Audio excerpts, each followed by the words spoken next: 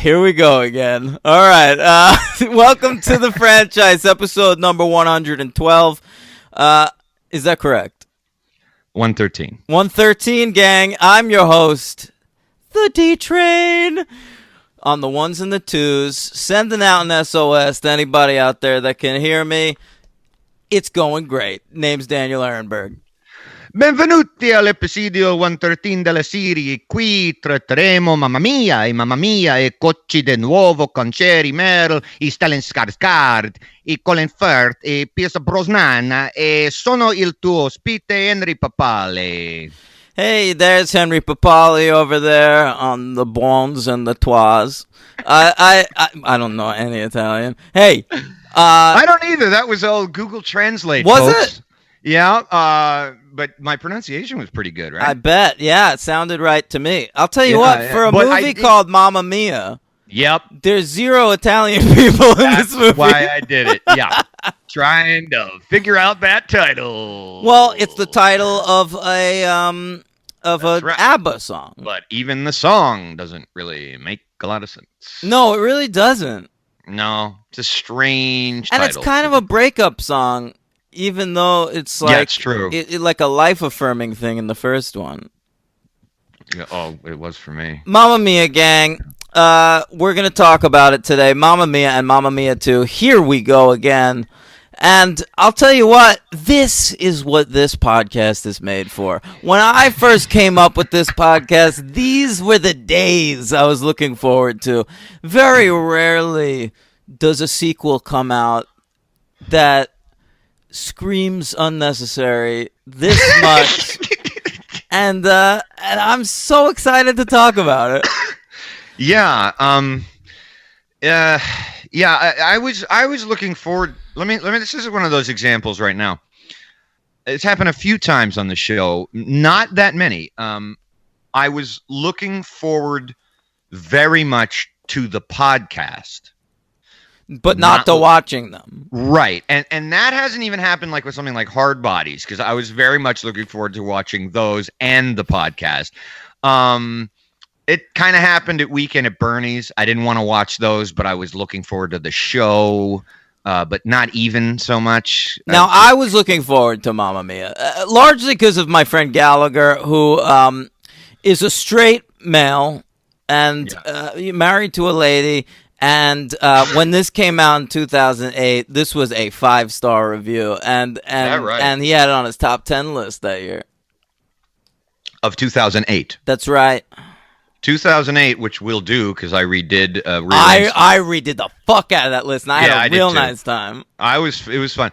I will go on record. I think in the last 15 years, so 2003, I think perhaps even more than 2011. 2008 might have been the best year of movies. It's a really strong one, and it's one of those years that has like a diverse array of movies. There's great sci-fi movies and great comedies, and it's not just like the heavy hitters. No, you're right. Mm-hmm. I had 1, 2, 3, 4, 5, 6, 7, 8, 9, 10. I had 15 movies that didn't make my list that could have easily made another top 10 list. I had 12. Yeah. We'll get to it. Can we talk about Mamma Mia? I'm so fucking excited to talk about Mamma Mia. Mamma Mia. Mamma Mia. I'm losing my cannoli. See, Che si dice? All right. Do you ever remember that sketch with what's his fake fucking guy who does Stefan? Why am I blanking on his name? I'm gonna not tell you. I'm gonna wait till you come up with Isn't this that name. awful? Yeah, it's pretty bad. You love this guy. I just turned 40. You did? Is it starting? I think it's starting. Oh, no. Bill Hader. There you go. Mm-hmm. Nominated for Emmys this year for writing, directing, and acting. And producing. Barry? In Barry. I didn't see it. You should check it out.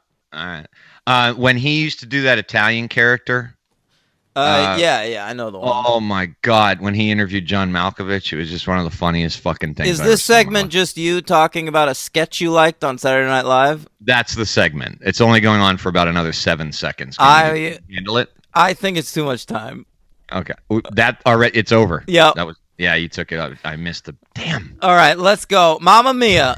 Exclamation mark, by the way. We have to have punctuation on our show now. It's like a new thing. I love talking about punctuation of I know movie you do. titles. You're Yeah. a real Oxford Commons guy. I love it. Yeah. I don't even know what that means. I don't think I do either. All right, so here's what we're doing with this movie. It's based on a Broadway play that came out in 1999. All right, we were partying, and we decided as a nation that what we needed was a jukebox musical based on the songs of ABBA. Yeah, that's sure. Absolutely. All right, so first of all, Henry, what's your relationship to ABBA? Because I was surprised how crucial that is to your enjoyment of this movie. It really is. And I think you gotta really know these songs front and back. yeah, you really do. I mean, I never had any feeling about them. They weren't like one of those bands that I heard and hated. I remember seeing Muriel's Wedding in the theater a long time ago, and not liking it. One of the few, I think. What is ABBA in that movie? There's a big number at the end, as I recall, with Toni Collette and Rachel Griffiths, and they sing either Waterloo or Dancing Queen. Somebody will know it out there. And I remember that, and so I think those two songs are like fun songs. I think they have like nice harmonies and all that. But you're right. Like this is really It's really dependent. And I think the second movie does a slightly better job of doing that than the first movie in terms of not knowing or caring and but we'll get Well, there. because the second one's a sequel to a movie that exists. The first one was created whole cloth, like as an excuse to perform ABBA songs. Right. Yeah. So, we used to play the ABBA best of at Barnes & Noble. Did we? We did. And I don't even remember. I used to enjoy hearing those songs. I think SOS I like a lot. Yeah, they're not like a terrible, offensive. No, they're totally good. They're totally fine. They're an innocent, happy, yeah, lower price, higher priced Ace of Base. Jesus, they're probably a lot better than Ace of Base. Yeah, they are. But that's who I thought of because Ace of Base was big when I was a teenager with their 2 hits. And they were also, I believe, Swedish. And they also comprised of like 2 good-looking women and, that's and right. 2 dudes. And so I was just like reminded of them. And I remember Ace of Base, all that she wants is another baby. Keep going. She's gone tomorrow, so all that she wants is another baby. Oh, yeah. Yeah, that was great. Can you do the sign now? I saw the sign and I opened up my eyes. I saw the sign. Life is demanding without understanding. I'm impressed by your command of the lyrics of Ace of Base. Me too. Yeah. I channeled a little bit of you there with the recall button. Yeah. Yeah, you couldn't remember Bill Hader, but you remember all the lyrics to both Ace of Base songs. That's nuts. Yeah. Jesus. All right, so we're doing a jukebox musical, and for the movie, which comes out 9 years after that musical was a big hit. I remember posters for that shit everywhere in Manhattan and Brooklyn. We bring in the director and writer of the musical to do the movie. Yeah. All right. Yeah. Now this is a choice I don't care for. Right off the bat, it's a weird idea to do. I never like this. I don't like when movies are too beholden to the plays they're based on. I like the idea in like when they did the Rent movie to use the original cast. It's a nice idea in theory, but they're like in their mid-30s and they're supposed to be playing 20-year-olds. Right. Well, you keep calling it a play, but it's really a musical, but I know what you mean. It's the same shit. It's a stage thing. Glengarry, Glen Ross, and Mamma Mia. They're part of the same medium, I would say. What do you fucking care? I mean, now I will sing a song about real estate. What are you talking about? Like, you wouldn't say like Singing in the Rain and On the Waterfront are part of the same medium? No. Of course they are. They're both movies. But one of them has people breaking into song. So what? It's just part of that movie. I could have been a contender. Wait, It's a so little what bit about this? different, What about you know. this? Like Knocked Up and There Will Be Blood. Are those different mediums? Knocked Up and There Will Be Blood? Yeah. You're completely not making any sense. Of course I am. know you're Yeah. not. Are those different mediums? No, Dan. They're both films. They are. They're both movies. But one has jokes. Okay. Ugh. No. I'm talking about you saying play and musical. Yeah, they're the same shit. Not to me. Okay. You told me I was going to a play, I'd know that I was going to go to sleep. If you Oh told my me I was God! going Next to a time, music, I want to invite you to a play one day and have it turn out to be a musical. Hey, remember when we saw Chen Yun? Shen Yun, yeah, the classic. What are they from? North Korea, No. Vietnam, Chinese. Chinese. Okay. Oh God. I'll let you slide. They Remember how I fell asleep? they advertise everywhere the China play Shen Yun at Shen Lincoln Yun. Center. We went to Magical go see it. We got free ticks. bunch. Yeah, Henry fell asleep. I was mostly talking to your lady the entire time. Yep. I But it fell was a asleep. great performance. It really was. Mm-hmm. It took me back to the Ming Dynasty. It was magical. Okay, Alright. Henry, Yeah.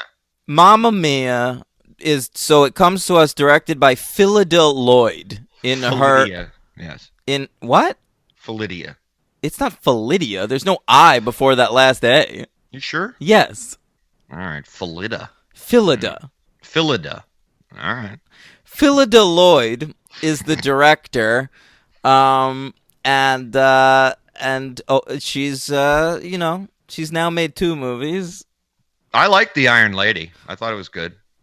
I saw The Iron Lady, Henry. It was fine. I found it to be appalling. Really? Yes. That's a little strong. I didn't. I get think that it's at all. Meryl Streep's worst performance in anything. Really? Well, Yeah. she tends to overgild the lily in a lot of her performances. I mean, I'm Yeah, a but fan. sometimes I'm down for that. Me too. I mean, I'm a fan, but I really prefer a more restrained Meryl Streep. You know, She's restrained in this movie by constantly having to perform ABBA songs. yeah, that's real restraint. Yeah. Yeah, she rolls with it. Yeah. Yeah. This thing's written by a lady named Katherine Johnson. Mhm. All right. You know anything about her? No. You know what? Me neither. I think I looked her up once and there wasn't much. I'm sure I did too, and then there Yeah. was the report. Katherine Johnson, at the age of 60, she's really only worked on stage shit. Okay. Yeah, some British TV. That's it. Oh, all right. all right. So this movie was released July 18th, 2008. I avoided it like the plague. Yeah, I think I remember it coming out, but it wasn't even like something that would have ever crossed my mind to see. You know, Meryl, they got an amazing cast. Meryl Streep, the great Meryl Streep, Henry, great agreed Meryl to be in this movie the same year she did Doubt. yeah. Now that's What a a great year. performance. Yeah. Yeah. And apparently agreed to it because she saw the Broadway musical like the week after 9/11. Oh no. Do you know about this? Nope. But here it comes. So Meryl Streep saw Mamma Mia just after 9/11 and found it to be extraordinarily life-affirming. Mm. Okay, so when she heard there was going to be a movie, she volunteered her services. Like a Sean Penn watching A Star Is Born. That's right. Now, Life affirming. very life-affirming. Now, this leads me to believe that it's very possible that Meryl Streep is a sociopath, because I just can't imagine somebody a week after 9/11 thinking, I'm going to go see that ABBA musical. That'll cheer me up. Yeah. Yeah. Well, Let's go hear some amateur stage performers sing fucking Fernando. but maybe, maybe she was a big ABBA fan. You don't know. It's very, I mean, she must be, right? To agree to be in this Right. movie. Right. And I mean, you don't know what went on in the years ensuing before this happened, because maybe she then later regretted signing that contract. I don't know. No, I heard it's one of her favorite movies she's ever been in. Oh, all right. And Colin Firth said the same thing. Okay. All right? All right. So she saw it just after 9/11. Smoke was still in the air. She went to go hear some ABBA. And then agreed to be in this movie. He was able to get above 14th Street. Yeah, that's right. That's right. She wasn't breathing in the asbestos. No. Yeah. Okay. Budget of $52 million, a mid-budget picture. Henry, a box office of $615.7 million. Jesus Okay? Christ. Wow. I want to talk about some of what this movie accomplished Sure. at the box office. It is still, Henry, the number one best-selling DVD ever in both the UK and Sweden. Okay. Okay? But the UK. That's weird. Yeah. Yeah, that's odd. I don't get that. It was the number one highest grossing musical of all time until the recent Beauty and the Beast. I knew something had to, Yeah. to surpass it. Yeah. It was the number one highest grossing movie directed by a female director until Wonder Woman. Wow. Okay? Held that title for a long Yeah. time. It was in the top 10 highest grossing movies in the UK until it got pushed out this year by Infinity War. Okay. All right? All right. Yeah. By the way, in America, our number one movie of all time is Avatar. I'd like to say, God bless the UK, because it is only number 4 there. Listen to this top 3. That's awesome. That's great. The top 3 highest grossing movies of all time in the UK. Number 3, Spectre. Number 2, Skyfall. I love it. Yeah. Wow. Number 1, Force Awakens. Doesn't that feel better? All except that first one. Yeah. But doesn't it feel more normal to have a Star Wars movie at number 1 than fucking Avatar? Of course. That's great. I mean, that a little brighten my day a little bit. Yeah. Yeah. Over here in America, it came in at number 13 at the box office, right between Gran Torino and Marley and Me. Oh, okay. Remember Marley and Me was such a big hit? Yeah, that's the Aniston vehicle, right? It's a dog vehicle. I don't think anyone saw that movie for Jennifer Aniston. Jennifer Aniston has a real knack of making it into popular movies that nobody is seeing because of her. Oh, really? They really don't like her, huh? No, I don't think they don't like her. I think she's Just fine, don't care. but it's like, no one went to see Bruce Almighty for Jennifer Aniston. No. And I remember seeing The Good Girl in theaters, but not because of her or Jake Gyllenhaal, because he was nothing at the time. I just saw it because it was an independent movie that looked interesting. I was such a nerd. I saw it because Mike White wrote it. Oh, is that what? Oh, okay. Yeah. All right. I don't even remember that. Okay. Yeah, I like that movie. Yep, Mike White. He's going to be on Survivor this year. Mm. You'll be loving that. All right. Yeah. So, should we talk about some of its nominations? You weren't going to give the top 10 of that year. I see. Okay. No, I don't care. Yeah, go for the nominations. Yeah. Henry, do we have a Golden Globes theme?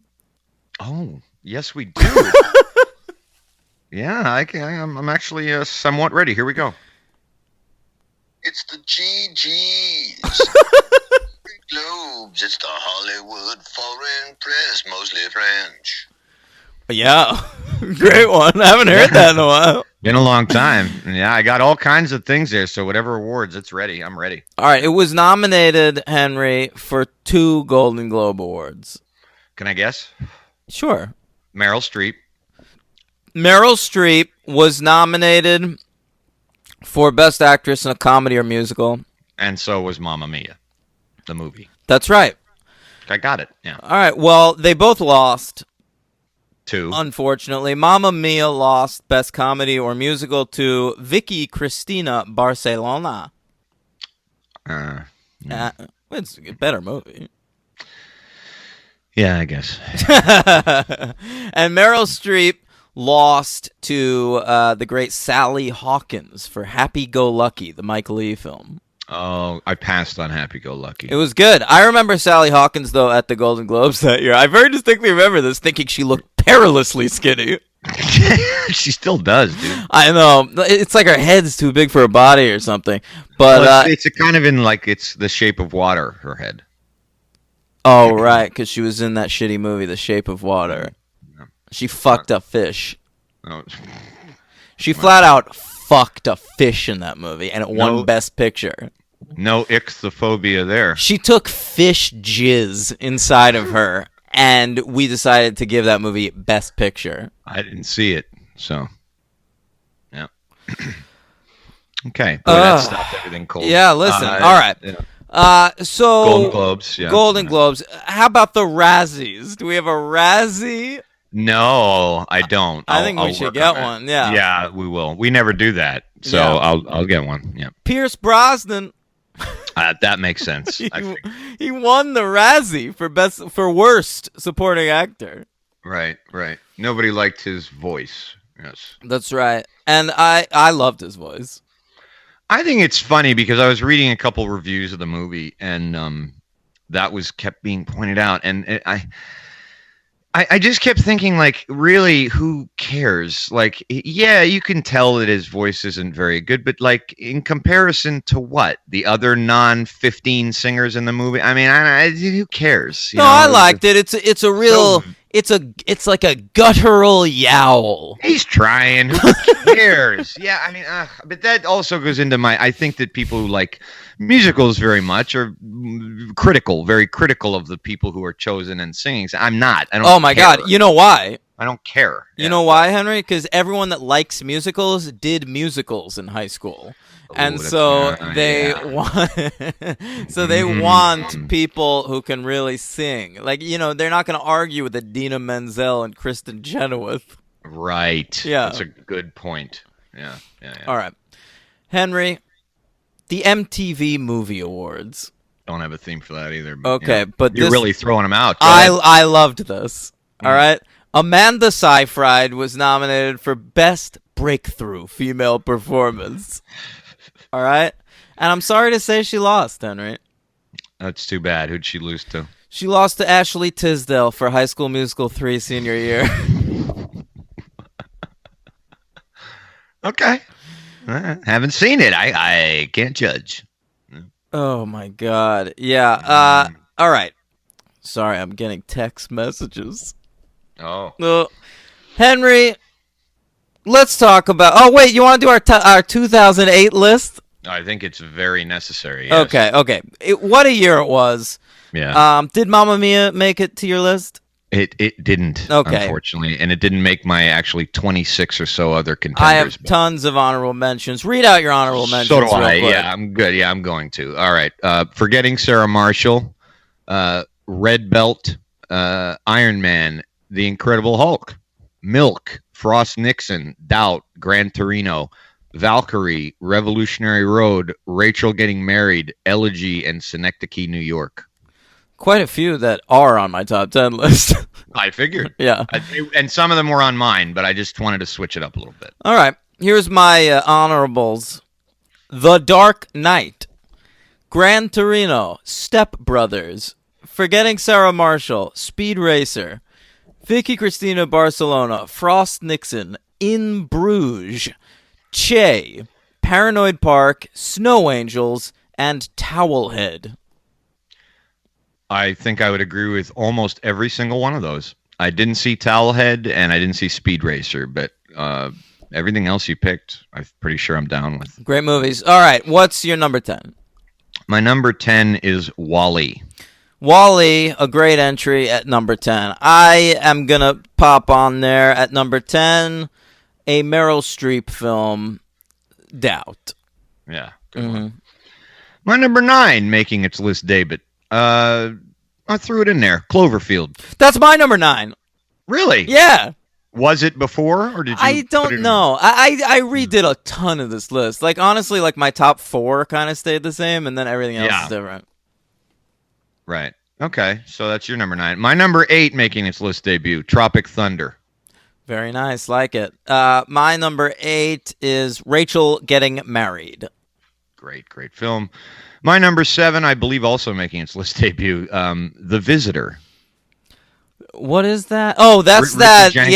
Yeah. It's the guy who did Station Agent. Love it. Yeah. Love that movie. I own that movie. Great Station movie. Agent?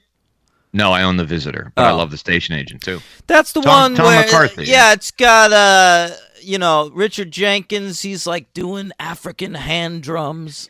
Yeah, he like lives in a little apartment and takes in an immigrant, and it's a very lovely little film, and it's really really excellent. That's what I Tom think he McCarthy actually- makes. They're lovely little films. Yeah, and he actually got an actor nomination. I for believe that's true. that. Uh-huh. My number 7, Henry, making its list debut. Here it is, The Foot Fist Way.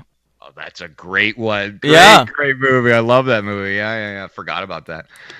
My number 6, I believe I shed a tear. Not nearly as many as when I saw Where the Wild Things Are, but I do believe I was rather shaken up when I saw this movie. Alone, Wendy and Lucy. Yeah, it's an amazing movie. It's higher on my list.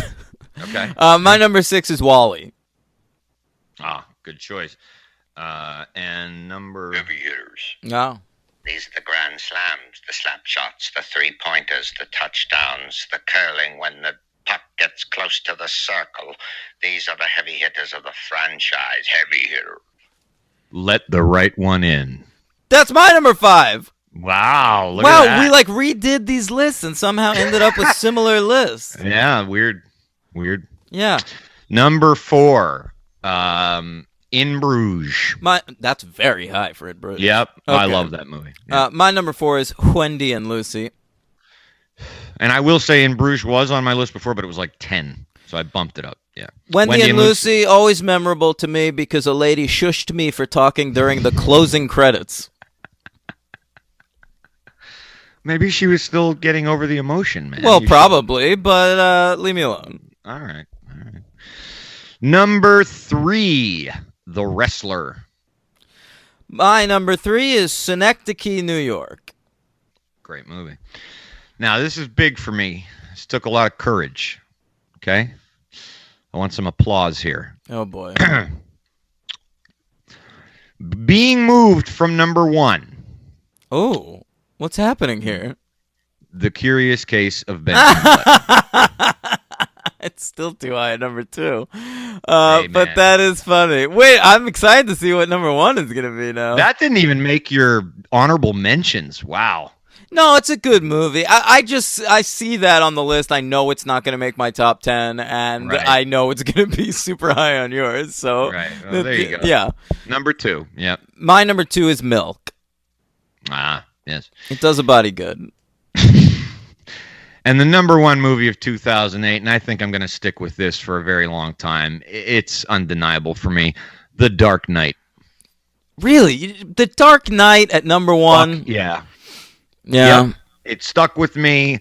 It's amazing. I can't wait till we cover it. I don't want to relegate it to a lower position. It's phenomenal. It's the worst thing that ever happened to superhero movies. I really believe that in hindsight. Why? Because the whole DC universe now is just like people dumber than Christopher Nolan trying to make Christopher Nolan movies. Well, if that's what happened, that's what happened. But it didn't affect, the Marvel universe, and who cares about the DC movies anyway? I guess. It's done. Listen, All that's a great movie. I love that movie. Yeah, I'm gonna try to. Can I try to guess your number 1? Yeah, The Wrestler. yeah, that's my number 1. Okay, all right, yeah. It's a The great film. Wrestler. Great film. Yep, featuring a better superhero, Randy the Ram. I love everything about The Wrestler, man. Me too. It's number 3 on my list. It's a phenomenal movie. Everybody in it, everything about it. It's great. Yep, Aronofsky's Aronofsky, best, man. Yeah. and Oh, really? You'd say that? I think so. And Mickey Rourke's best performance, and Tomei, all the greats. Yeah. All right, let's talk about Mamma Mia. I can't fucking wait. All right, let's do it. All right, listen, Mamma Mia. Here we go for the first time, and so it's a it takes place on a Greek isle. Yes. All right, where Meryl Streep's been living out her days. She's got a 20-year-old daughter Amanda Seyfried, making this movie on leave from Big Love. And did you just burp into the microphone there? A little bit, sorry. That was disgusting. Sorry, it just came out. All right. Yeah. I was going to say something and then the seltzer kicked in. The timeline of these movies is already confusing to me. There's a lot I don't understand about these movies, but all right, but we don't have to worry about that till the sequel. Okay, I guess. Right. Yeah, it's Streep. I don't know how old Streep is supposed to be in this movie. Anywhere between 40 and 70, I gather. And she has a 20-year-old daughter, and she is getting married to Jesse Custer from Preacher, and Dominic Cooper, and she has never known who her dad is. All right. Right. So she finds these diaries of her mother's that describe all her sexual exploits from 20 years ago. Right. And realizes she was getting laid a lot back then, all right? Yeah. By the way, unprotected sex with 3 random guys in the space of like a week. A little dangerous. You know, at one point, like, it was the 70s, you know, but like, I mean, like at one point, like Streep's like telling herself, like, "Oh my God, I'm such a tramp" or something, and Baranski's like, "You sound like your parents. It's perfectly fine to just get fucked with a bare dick constantly in your 20s. No, use protection." All right. I love Christine Baranski. Yeah, she's good. Okay. So her 3 prospective fathers, they don't really have personalities of their own, and I don't remember any of their names, so let's just refer to them by their actors. You got the worst Bond himself, Pierce Brosnan. Love Pierce Brosnan, not as Bond. Mm-hmm. Agreed. Well, wait, the worst Bond... It's Brosnan. Yeah. Let's Fine. refer to him as Remington Steele, because he's definitely the best Remington Steele. I like Pierce Brosnan and other things, though. So do you. Like what? The Ghost Rider. Oh yeah. The Thomas Matador. Crown. The Matador. Get out of here. I love that movie. That's very good. That movie. Mrs. Doubtfire. I forgot about that. He's fine in that, right? I mean, I guess I don't remember. I didn't know you didn't like Pierce Brosnan. He's all right. I mean, he's fine. I like him in Mamma Mia. You didn't like him in The Ghost Rider? Or you don't? That's not one of your. I think that's a good movie. I'm not sure it's because of him. No, it's not. But yeah, I got nothing against Pierce. I wouldn't advocate for him, but I think he's fine. All right. So you got your Pierce Brosnan. You got your Colin Firth, who I mean was just coming into his own. I mean, he was at the height of its game in 2008. Yeah, I like Colin Firth. I know you do. You loved The King's Speech. Yeah, I love The King's Speech, but I like him. I think I saw a not a very good movie, and he was still in it. He was in it, and it was still all right, with a Railway Man. Is it called The Railway Man? Yeah, I think, with Nicole Kidman. I'm out. All right. You don't like Colin Firth either? No, I kind of like Colin Firth. He's got like an easy way of delivering dialogue. He always sounds natural to me. Yeah. Yeah, he's pretty good, Firth. I think a lot of times he's in movies I don't give a shit about. Yeah, that happens. Although Yeah. I liked him in Tinker Tailor Soldier Spy. I never saw Tinker Tailor Soldier Spy. It's one of those movies I just knew I'd find confusing. Oh, I was perplexed. Yeah. I saw it in the theater in Manhattan. But I would did see. like That's why I didn't want to see it in theaters when it was like having its Oscar buzz and shit. Because it's like I'm gonna need this plot summary open at all times. That's John le Carré, of course. Yeah, I can't deal with John le Carré. I didn't watch the fucking Night Manager either. The Night Manager. That was John. Yeah, that was like a Jean le Carré miniseries they did over there at AMC. Oh yeah, right. I didn't watch that either, but I did just rewatch a great movie with the great Philip Seymour Hoffman in his last leading role, A Most Wanted Man. It was all right. I love that movie. I Great know movie. you made me watch it, and I thought it was fine. All right. All right. The third man we got to deal with here he is, Stellan Skarsgård. And he, of course, you know him, you love him. It's not your fault. Good Will Hunting. That's what I remember him from, but he's been in tons of shit. He's got those little circles above the A's. Love him. Yeah, I like Stellan Skarsgård. I think of him. I think of Good Will Hunting. I also really do associate him strongly with Breaking the Waves because I think that was That's the first right, time yeah. I saw him. Probably the first time any Americans really saw him. And I always wanted to see the original Insomnia because he's the lead in that. But I've never seen that either. Yeah, I'd like to. But Okay. I like Stellan Skarsgård. Stellan Skarsgård. So here you have it. They're like 350-something dudes with like a bulbous belly and chest hair, just hanging out shirtless on a boat with Amanda Seyfried. Only one of them's her dad. Right. It's a little creepy. I found this whole movie a little creepy. Like I kept thinking, because the whole movie rests on. I was like, at some point, these three characters have to like jizz into a cup. I mean, a DNA test would end the whole thing. And But it I occurred thought to me that's what we were several going to get at times. the end. Oh, did you? I legitimately. I knew we wouldn't. All right, so spoilers for Mamma Mia. Eventually, you don't find out who the dad is. Right. And she loves all three men. All three men love her in a totally platonic way. And they decide they're all going to be her dad. Right. Why not? All right, and that's how the movie ends. And but one of them's really her dad, Pierce Brosnan, because he starts fucking Meryl Streep again. You think that it's him? No, I don't think it's necessarily her biological father, but it's certainly her stepfather because he's with her mom. Right. All right, so it ends with this knowledge up in the air to the point, Henry, where I stuck around through the credits. I thought, legitimately, I had this thought that we might be getting a Maury Povich cameo. You did not. I swear I did. Like, you know how they do that in movies where you like, Yeah, but like in Austin this- Powers when you see them on like on Jerry Springer or something. Yeah. Yeah, because the whole movie's about DNA tests, and that's what that show is known for.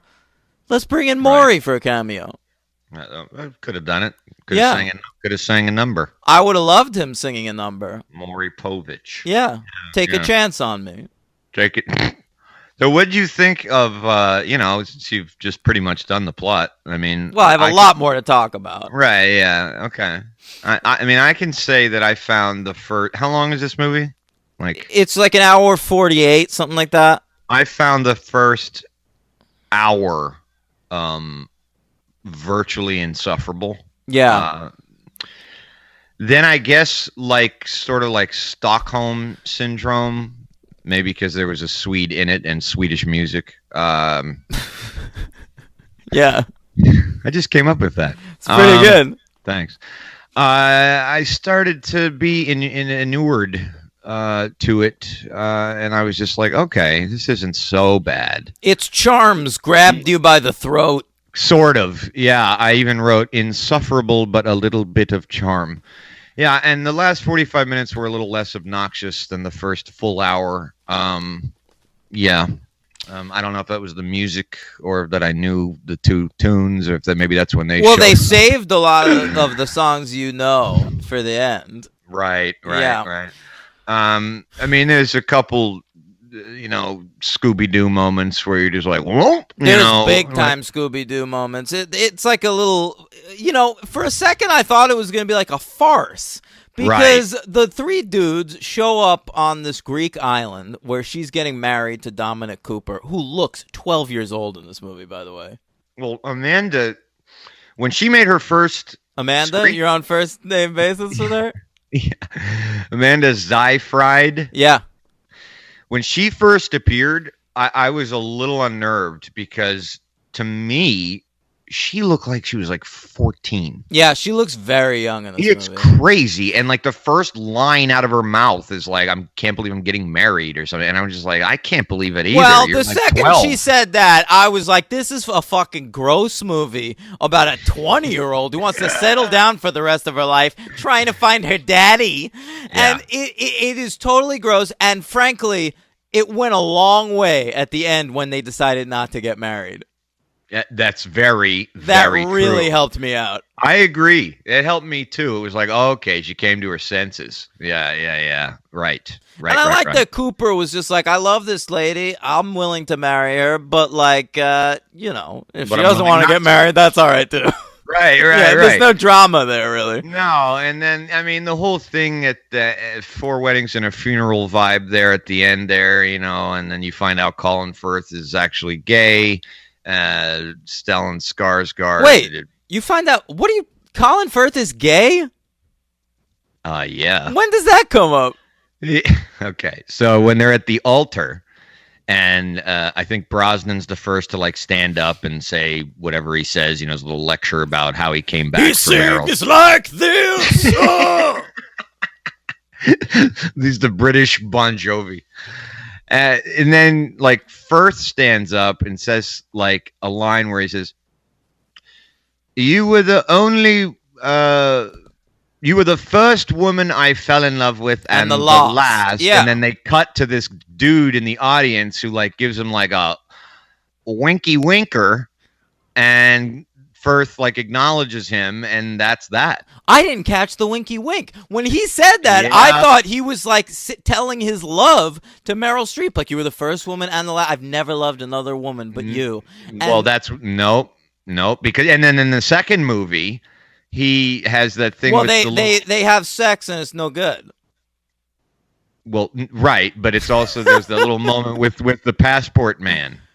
Remember that when he tells Colin Firth that he looks great, and Yeah, but I didn't think Colin Firth was gonna jump the passport guy's bones. No, but I think it was a little nod to that aspect of his sexuality. Oh my god, I didn't catch that at all, man. Yeah, because that's what made sense when he said you're the first woman and the last woman. And he looks at a guy, and the guy Sure. looks at him, and Where'd that's that guy come from?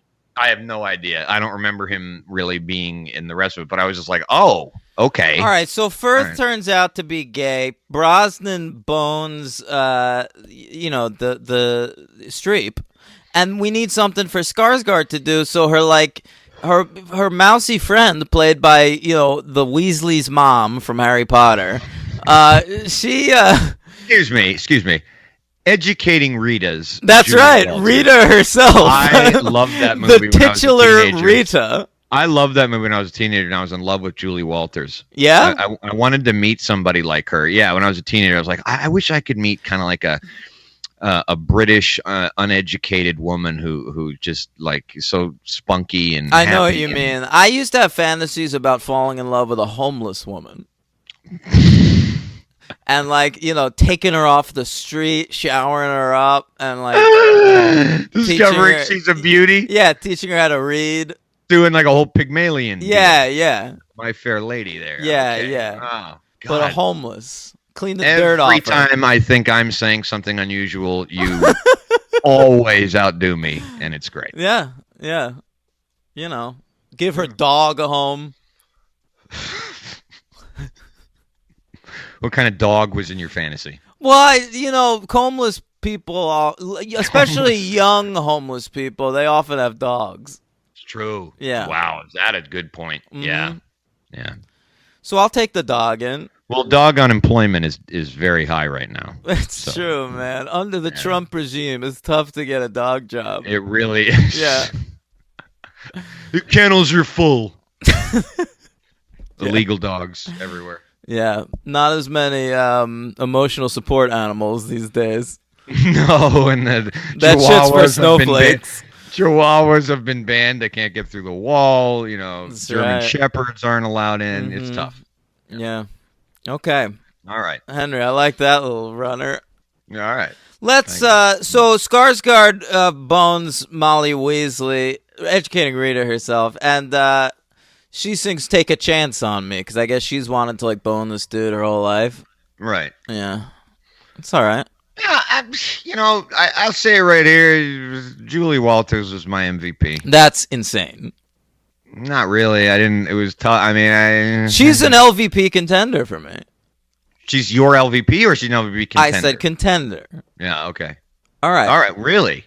I just think so. Both characters, we're sometimes hanging out with Streep in this movie. We're sometimes hanging out with Seyfried, and they both have their little groups of friends. And I think Seyfried's two friends, they're just like singers or something. Totally like, generic. Yeah. But I didn't like her much either. And I Seyfried? Yeah, I didn't. And I've liked her in other things. I thought in Chloe she was fantastic. You're a nut. She's my MVP with a bullet in this movie. I disagree with that. I think she's great. She's effervescent. She lights up the screen. She's a little too tan, but we'll leave it. And I think she's great. And I'm on a high with Seyfried right now. Oh, are you? I'm on a high fry, if you will. Right. And so yeah, she was in that first Reformed, my favorite movie of the year so far. I still didn't and see so it, yeah. I'm deeply in love with Amanda Seyfried. Okay, all right. Okay, I get it. Yeah, sure. Yeah, I didn't care. I mean, for me, the MVP was probably, I couldn't really, it's tough when you don't like a movie to pick an MVP, of course, but you try to find something. I think in it's it. easy because it's like there's usually like one Right. element you're into. Well, and I wasn't really into Julie Walters, so maybe it's a nostalgia thing. But I thought of the friends, she was good. Christine Baranski was good. It's a little bit much for me, a little But this mugging too much. movie's a little bit much, man. Right. Listen, And so it was that's what Baranski- made it hard. That's what made it hard. I love Christine Baranski. I love her in anything. She's a national treasure, and I think she's great in this. She is mugging, but it's that kind of movie. No, it is, and She's asked to play one of the funny friends in a musical. Right. No, like, it's true. So is Julie Walters, and I guess I just thought she was. But Julie Walters gave me nothing. I just think like it had to be like if it was Christine Baranski and like someone else that was fun, that'd be all right. I just think Julie Walters didn't do anything. I thought she was actually funnier in the sequel. Yeah, sure. Yeah. I thought about maybe giving it to Meryl, but I could say it's Julie Walters for me. So and Amanda is yours. I'm not done with the plot. I know you're not. Yeah, I'm just saying. I'm asking. All right. That was yours. Yeah. Go ahead. So, listen. They all have their little groups of friends, and all the groups of friends have these little meeting routines. Every time they see each other, they like do a chant, like bump your butt and throw your hands in the air. We're gonna get laid, motherfucker's hair. God, if that was the actual chant, that would be great. But they do. They're constantly talking about getting laid in these movies. But like, they're at like either their daughter's wedding or their own wedding.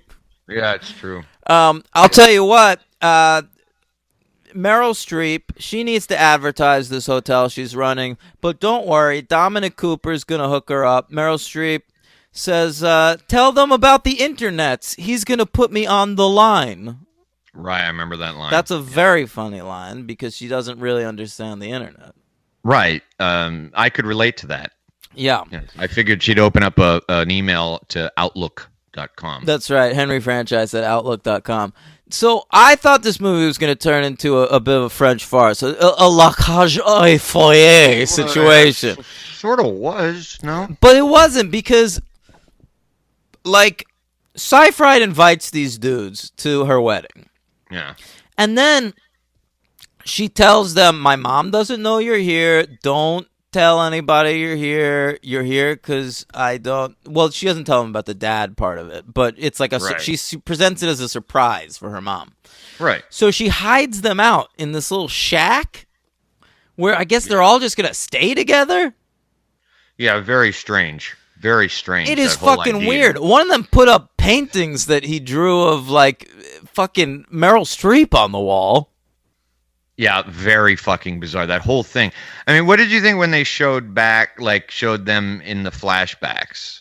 Well, I thought half-assed or funny? It was totally half-assed because I felt like that should show us something about them. Like, I mean, but they're all the same. But they're all like exactly the same. Yes, hippies. exactly. Yeah. Very strange. They try choice. to say like Colin Firth was like a punk rock guy, but we never see any evidence of that whatsoever. Yeah. I don't know what they're even trying in to the fucking sequel, where there are actual flashbacks to him during Right. this supposed punk rock phase, he is wearing a Sex Pistols T-shirt, but he is singing ABBA songs. I'll tell you that much. Yeah, Glenn Matlock would not be happy. What's that? I believe he was the bassist of the Sex Pistols. No, not the bassist. That was Sid Vicious, right? He was a Sex Pistols member. Who the fuck knows? I thought you were turning 40, so you're about to start making Matlock references.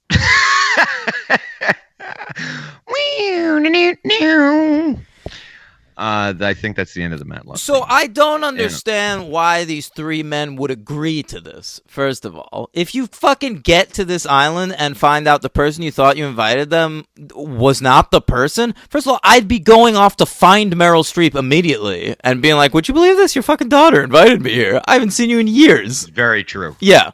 Yeah, very true. So they all just agreed to it. And I thought this was going to be like a door-slamming farce where they're trying to keep the secret from Meryl Streep. But Meryl Streep sees her daughter walk into this shack and immediately just walks over and finds the guys. Right.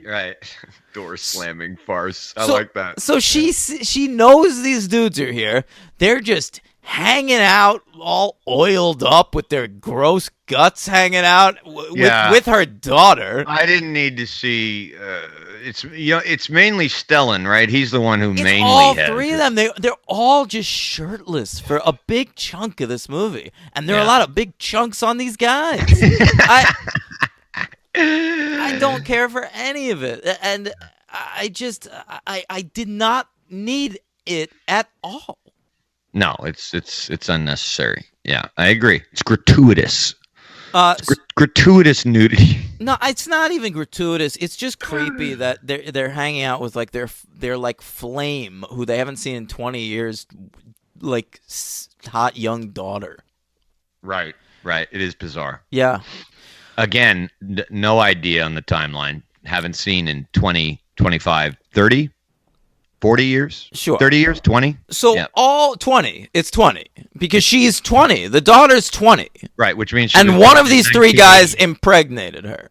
which means she would have been born in 1988, I buy it. which would make the sequel begin in 1988. Oh, that's a really good point. Oh, I thought about this a lot. Well, I thought about too it much. more during the sequel. We'll talk about it when we Yeah. get there. But I will say, so all through this movie, we're getting ABBA songs, like every less than 5 minutes. Yeah, it's a lot. They're coming at you. ABBA, ABBA, ABBA. All right? And some of the songs make sense in the context. You know, you could tell they put some care into trying to place them in this plot. But there are certain subplots that literally only exist because, like, a lyric worked for a song. Exactly, yeah. It's really weird. So there's, like, one song where, like, Dominic Cooper gets really jealous about Amanda Seyfried for a second. Okay, I don't remember. But it's just because that's an ABBA song. There's like one ABBA song about jealousy. Oh, So they right. have Dominic Cooper just sing the song to Amanda Seyfried for 5 minutes for no reason, and then the storyline never comes back. Yeah. And then there's another storyline about Christine Baranski boning one of Dominic Cooper's young friends. Oh, yeah. Okay. And all right. because ABBA has one song with like a couple lyrics where like someone's chastising someone for being a little boy. Okay. And so Christine Baranski gets to like when the next morning, like he's like, I need some more of that Baranski puss, give it to me. And she sings this song to him. But then we never hear about that for the rest of the movie. Right. Yeah. Baranski Puss. Listen. You heard it here, ladies and gentlemen. Only on the franchise. It's fresh, man. Baranski, because she's on The Good Wife and she's on that spinoff, The Good Fight. Like, I've really, like, never liked her more. And she's been around my whole life. She's Right. She's one of these actresses that is, like, you could tell she's so smart in real life that, like, she can't play a dumb character. Yeah, I'm trying to think about like what I've seen her in because it's probably Sybil? a ton of Were you a big stuff. Sybil fan back in the day? No. No? No. I watched every ep. If I saw her in anything, it probably would have been in like supporting movie roles. That's all I can imagine. See, You I know, only like- really know her from TV. Yeah, I'm looking at her now. So yeah, I don't know. She was in 9.5 weeks. There you go. Yeah, she looks a little bit like a sexy praying mantis. Reversal of Fortune. I would have seen her in that. Mm-hmm. Boy, she's been acting a long time. Oh, she was in the Birdcage. You mean La Cage aux Folles? The American one. That's yeah, a she's in door-slamming farce. Chicago. Yeah, I remember her in that. Into the Woods. Ooh, baby, I skipped that with a vengeance. That's another Meryl Streep musical. I would watch this again 3 times over that. Yeah. I'd watch that once. I wouldn't. I don't like Stephen Sondheim. I can't. Ooh. Oh, come on. Stephen Sondheim's written some of the best musicals of all time. Maybe so, but I don't like. Wait, did he write Sweeney Todd? He sure did. All right. Well, I like the movie was decent. I like the And movie. Assassins. That's a great one. That the Sylvester Stallone one with No, Julianne Moore? Yeah, he wrote a musical out of that. Or am I thinking of the Sharon Stone one? No, you're thinking that's The Specialist. I always confuse. Yes, No. I always confuse the Specialist with Assassin. No, Assassins is the one that's like, is Antonio Banderas hanging around that movie? Yeah. It's just 2 male leads and Julianne Moore in that. That's For a right. second, I was getting Assassins confused with Ballistic X versus Sever. Don't know. I've heard of that. I don't know anything about That's it. another Antonio Banderas assassin movie. Oh, good for him. So Meryl Streep also has this singing group she's a part of. So Yeah. she and Baranski and Julie Walters every so often get up there and perform ABBA songs just like just on stage. Like they don't need any reason there's no plot reason for it. It's There's just no plot reason. There's no supporting band. The music just comes out of the ether. right. Well, that's Donna- musicals. Right, Donna and the Dynamos. Well, no, I would argue that their backing band is probably Ricky and the Flash. Or that band that Meryl sings with at the end of Postcards from the Edge. How about She that? sings with a band at the end of Postcards from the Edge. Oh yeah, she sings it's a very famous scene from that movie. She sings a song. I think it's by like Tammy Wynette or something. You don't remember that? No, Henry, I just found a note here. I incredulously wrote down, does Skarsgård think Firth is gay? Oh, interesting. What made you write that note? I don't remember. Maybe there was something I missed. Maybe there was another clue that you saw and you were like, "Oh, wonder why he thought that." Yeah. Huh. Interesting. Okay. Okay. So, towards the end of the movie, Streep sings "Winner Takes All," and I think couldn't hum it if I wanted to. I think that's a pretty good show-stopping number in this movie. How does that go? I can't sing it, man, because they're all like conjoined in my head now. See, Yeah, currently I have SOS stuck in my head. See, I have Waterloo stuck in my All right, head. sing a little bar of that. Waterloo.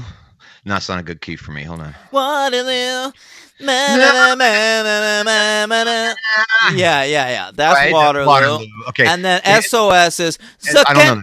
So can you save me, baby? Send me out an SOS. You even doing that does not. I love that song. Not even getting in my head. Dancing Queen, easy. That's easy. Yeah, easy one. I can't. The other one. And then Fernando. Right. Yeah, I saw that Yeah. last night, so that one was in my head for a little bit. I couldn't believe that wasn't in the first movie. I didn't remember if it was or it I wasn't, thought it to was be only in the honest. second movie. It would seem easy. Just name a character Fernando. Right. I didn't even. When I saw Even Waterloo, which is like a big one, it only gets like a snippet in the first movie and then a full performance in the second movie with punk rock Colin Firth. Yeah, right. Oh, right. Yeah. Right. I thought the placement, and I guess it's because I'm not an ABBA fan or a musical fan, but I thought the placement of Dancing Queen and Waterloo in both movies was very strange. With the Dancing exception, Queen made sense in the sequel because it's like the big one. And Dancing Well- Queen, that's got to be their top single, right? well, that's what I thought. So actually, in the first movie, don't they also sing it over the closing credits with Meryl? Yeah, there's a couple songs over the closing So credits, that I makes believe. sense to me. But in the sequel, Dancing Queen's kind of in like the middle of the movie No, it's when they're on the boats and shit. yeah, no? but that's like a big moment when the boats are coming. Right, but I knew we weren't anywhere near the end of the movie, so I Well, was we like, what kind are of they gonna- are. Once Cher showed up, I was like, we must be closing in on this baby. Right, yeah. Well, we'll get there. We'll get there. Oh yeah. So Sci-Fi decides not to get married. She wants to explore the world with Cooper, get off this island a little bit, and so Pierce Brosnan says, "Why waste a good wedding?" Because that's what happens. Right. And anytime there's a goddamn wedding, someone decides not to get married, and then another pair of characters get married. But I can understand that because weddings are very expensive. It takes a lot of planning and coordination. So somebody else is probably just sitting there like, well, fuck this. I don't have to organize my own. I can just do this. It makes sense to me. Yeah. I think it's ridiculous. But it's weird at the end of a big movie like this to hit a moment like that. Like, I'll accept that in the fucking season finale of season 14 of Grey's Anatomy, but which happened. But I don't know about this. I'm kind of kidding, but it does for me with Mamma Mia. It's fine. Who cares? All right, I care. I grew to love these characters. All right, so that's the end of the movie, basically. Then all that's left is, like, what are we going to do with Skarsgård? So Molly Weasley, like, fucking chases him up a building. They scale a building. That's how much she wants to bone this guy. Pretty impressive. And finally he relents. What's the song she's singing? Take a chance on me. And so he does. He takes a chance on her. Takes a chance. Yeah. And that's basically the end of the movie, buddy. Yeah, that was Mamma That's Mia. Mamma Mia. A big release to talk about here on the franchise. What do you give it? I'm giving it a 2. Yeah, me too. Okay. Yeah, I didn't want to go with 1. I didn't want to be too much of a. No, it's 100% not a 1 because, like, look, I was trying to think of this movie. It occurred to me like midway through the movie, like, oh, I think you got to be a big ABBA fan. Yeah. Or not even a big fan. Like, even if you've owned the best of, you've heard these songs a bunch of times, it's fun to hear them come in this context. Absolutely, yeah. But, like, right. I never really listened to ABBA. Like, me neither. I've heard the songs on the radio and shit. So, like, ABBA Gold. Yeah, right. That's a big one. Yeah. Right there next to AC/DC. That's right. So we brought up in that last week. Yeah, right. But I've seen that record covered and passed it probably more than I can picture it in my head for sure. Ever. Mm-hmm. Yeah. It looks a lot like the Duran Duran Greatest Hits collection. But does? yeah. Oh, you're right. Yeah. Yeah. But it's just this movie was so not made for me, man. And I can see how this is great for someone it was made for. That Absolutely. being said, I'll say I do not like Philip Lloyd as a director. This movie was shot on location in Greece, and it looks like garbage. I agree. There's no good location shooting. Everything looks like sets to me. I completely agree. She's my LVP. She uses a ton of overhead lighting too, like she probably did in the stage play. And a lot of it looked like either it's really bad photography or a lot of it looked like it was like a green screen. Yeah, that's what I thought. I was like, why aren't we using the background of the ocean? Like, why? Yeah, I don't know whether we were using green screen or whether she just shot the backgrounds like garbage. Like, you're on what are you in when you're in Greece? You're in the Mediterranean Sea or the Aegean Sea? Sure. I mean, you got a lot to look at, and it just looked like, look, they shot the second one in the same place, and the second one, the location shooting at least, looks way better. Yeah, it does. Yeah. That's true. Hard Bodies 2 shot in Greece. Look better. So many comparisons between Hard Bodies and Mamma Mia. Tons. Hard Bodies is better. I totally agree. If Hard Bodies 2 had music in it, despite my hatred of musicals, I think it would have been even better. Mamma Mia is better than Hard Bodies 2. I'll say that. Come on, Hard Bodies 2 is almost unwatchable. What was was it the first one? I thought I gave. We gave the first one like a 3, both of us. But the second one was real bad. Yeah. All right, remember they were making that movie and everyone was played by different actors? Oh, right. The movie within the movie. Yeah, and then within the movie, there was a... Yeah, right. It was terrible. Fine. Okay. Yeah. So 2 stars. Who's your LVP? Well, my MVP, Sci-Fried, and my LVP... Man, I was going to go with Julie Walters. Go ahead. You really fucking hate her that much. It's not like I hate her. She's fine. No, I like her in the Harry Potter movies. I thought you'd give it to one of the guys. But it's just like they're all fine. They need to have their own personalities. Like, you need to make one of them like a suited up business guy, and like one of them like a ratty down on his luck guy, Right. and like They're one. all like happy, successful guys. They're all just like successful shirtless dudes. The entire movie. Yeah, I agree. It's fucking ridiculous. So You know, it's gotta be like Leonardo, you know, like Ninja Turtles, you know, like this guy's a party dude. Right, This guy's right. a scientist like guy.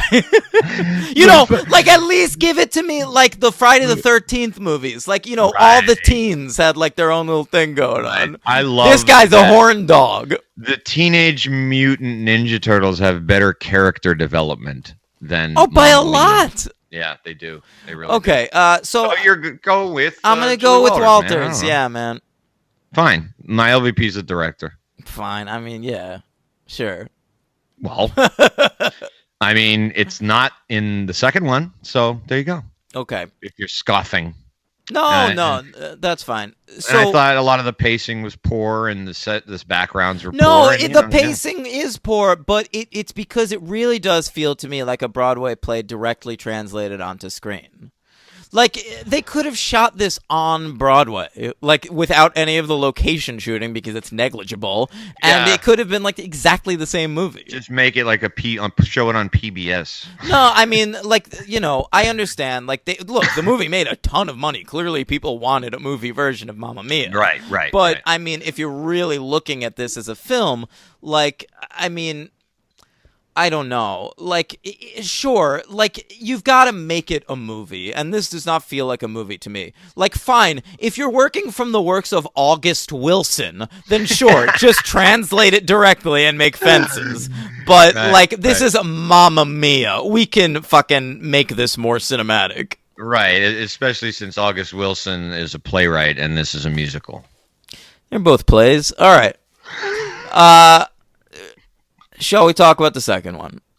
No, not quite yet. Oh. Because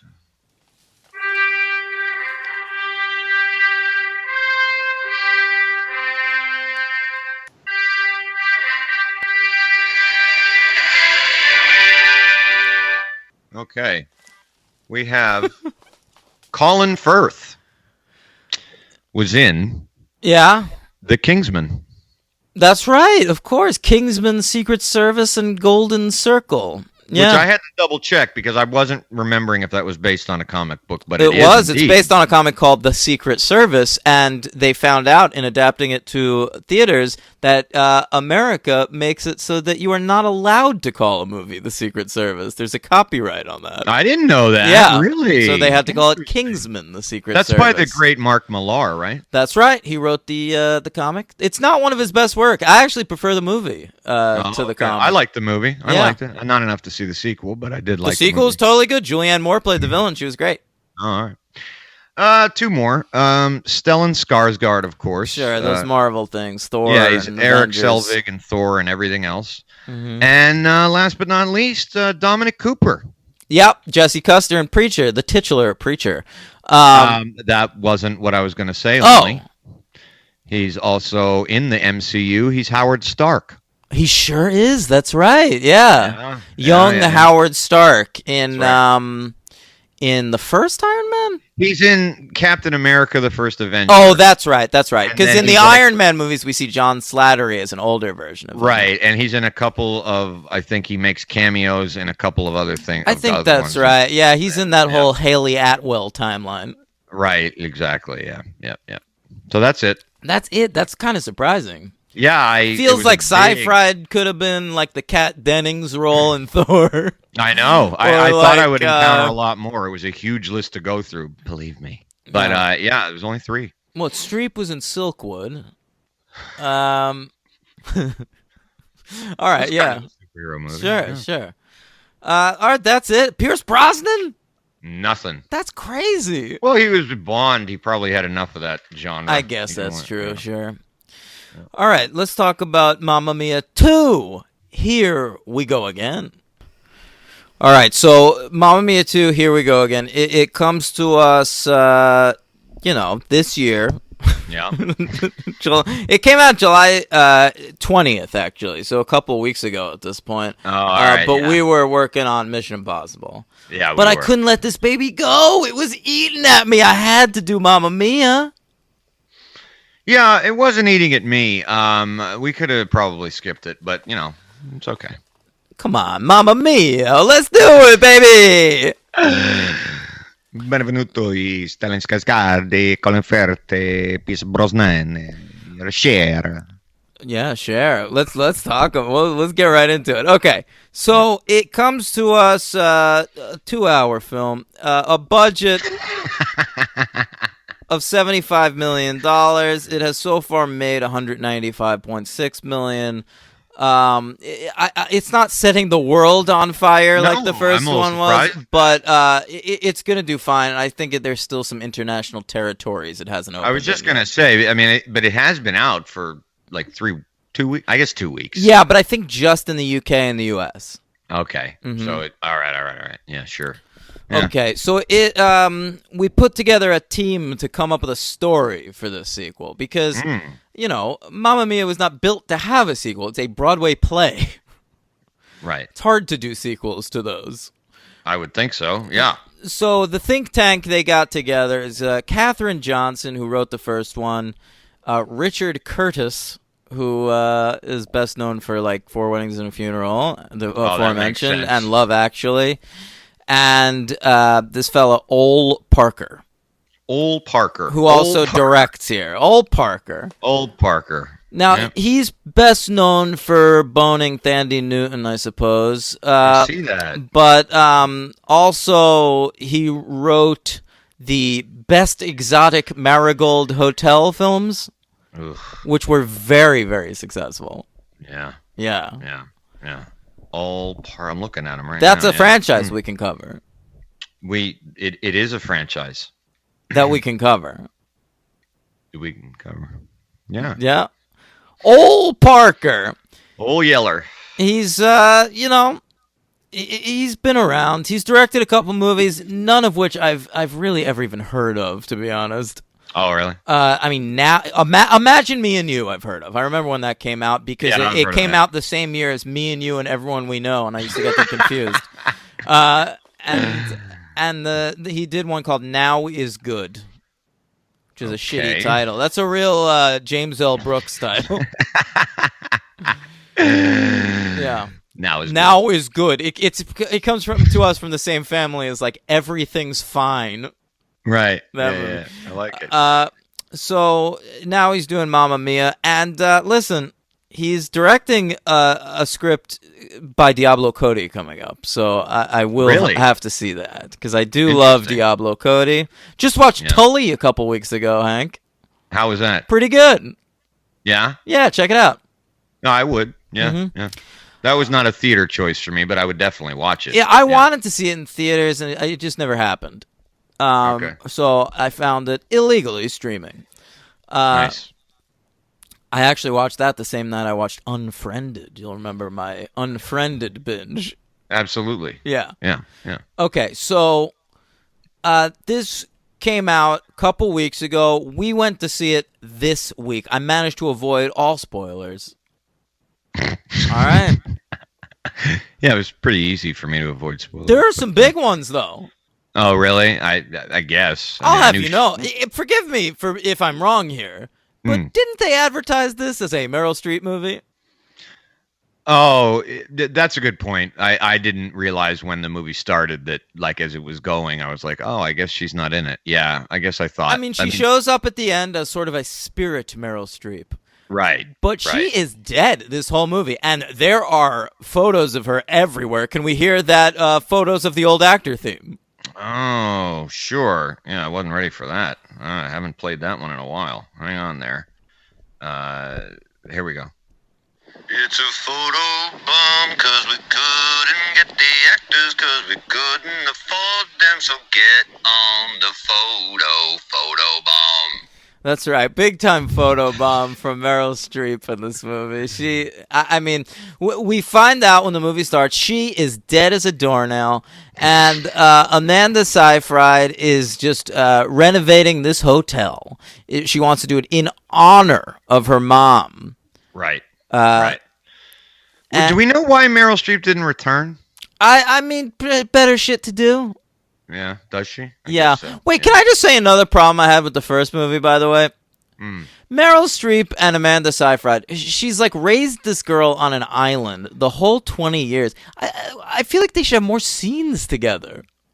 Like, didn't they have enough? They didn't have a lot of scenes together. I feel like Streep was always with like Baranski and shit, and Seyfried was always with the dads. Oh, yeah, I guess that's true. Yeah, like I just they should have like a Gilmore Girls-esque relationship or something. It's almost the same plot as Gilmore Girls, where she was like left this inn and then raised her daughter in it. Oh, really? Yeah, but I just didn't get anything from their relationship. And all these dudes, when they like discover, there's like a big number halfway through the movie where they discover like they might.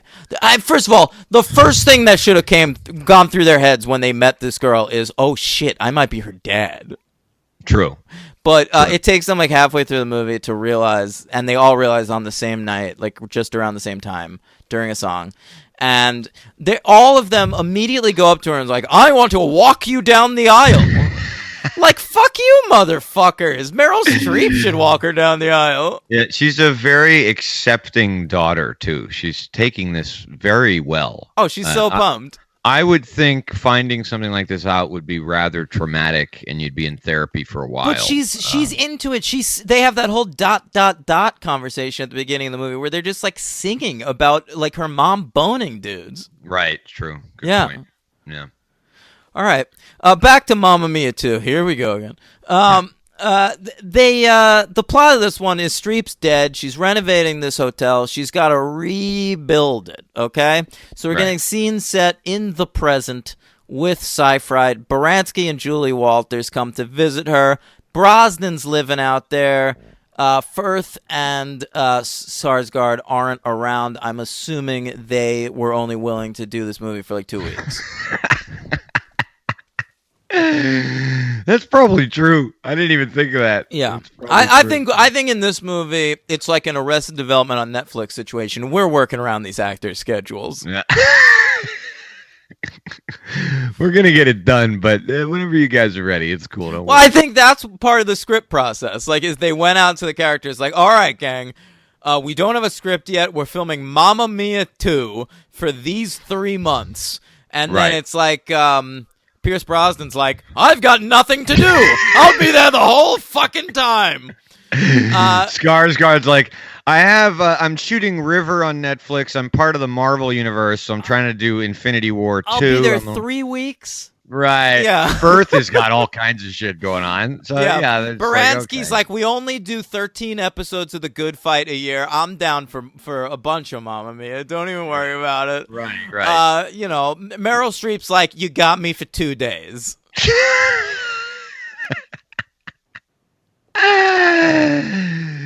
I don't even think it was 2 days, man. No, because she's there for the closing credits. She probably had like a 6-hour window. Her agent was like, Meryl's available for 6 hours. So they figure out like the most they have anybody is like Amanda Seyfried for 6 weeks, and they've got 3 months to film this feature film. So they come up with the idea we're going to do flashbacks.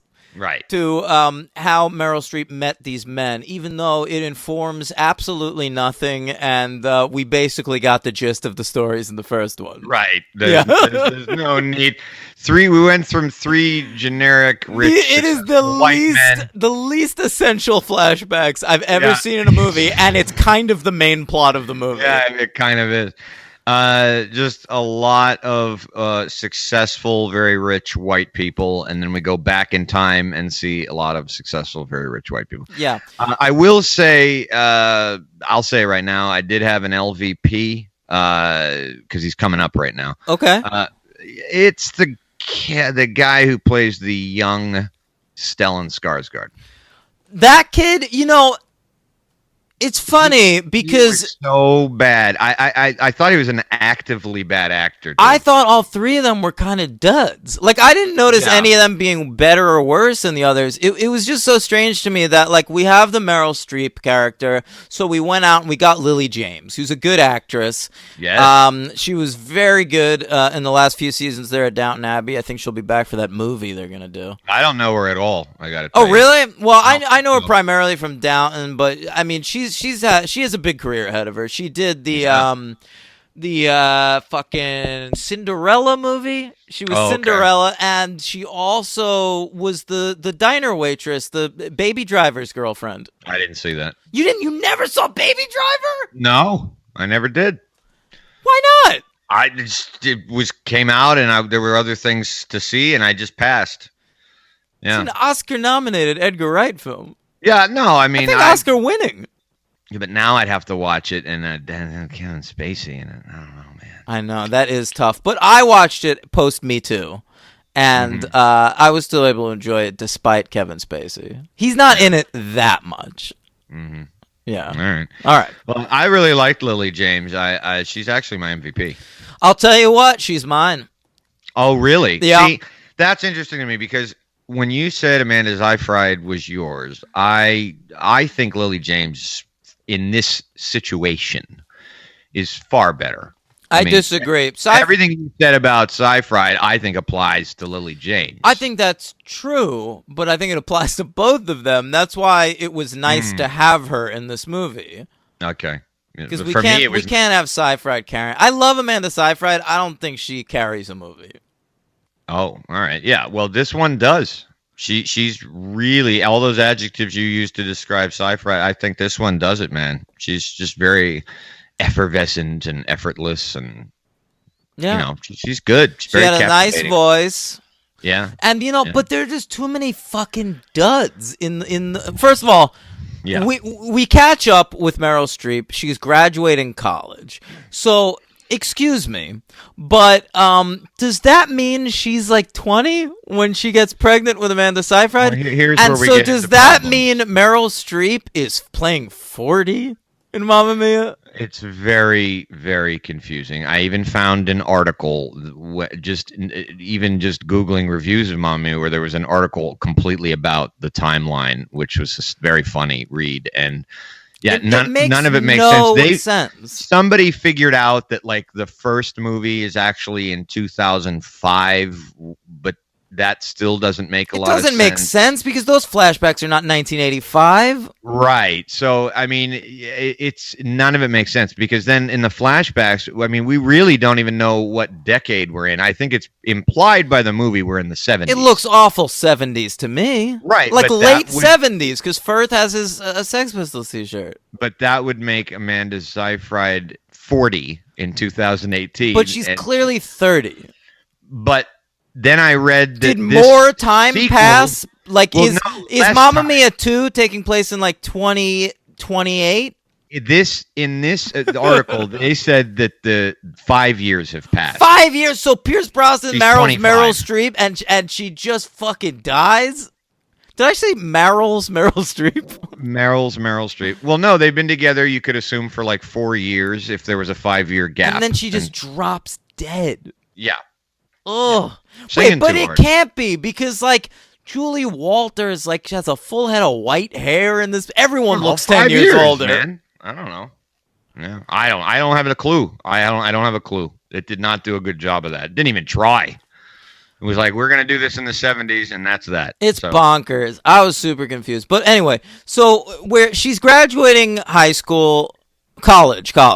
And I mean, so in this movie, we're gonna reuse a couple of ABBA songs from the first movie, which is crazy. But you have to, right? because they're the big ones, yeah. Well, that and I don't. Well, this is a thing for ABBA fans. Do they have a huge discography? I think they do.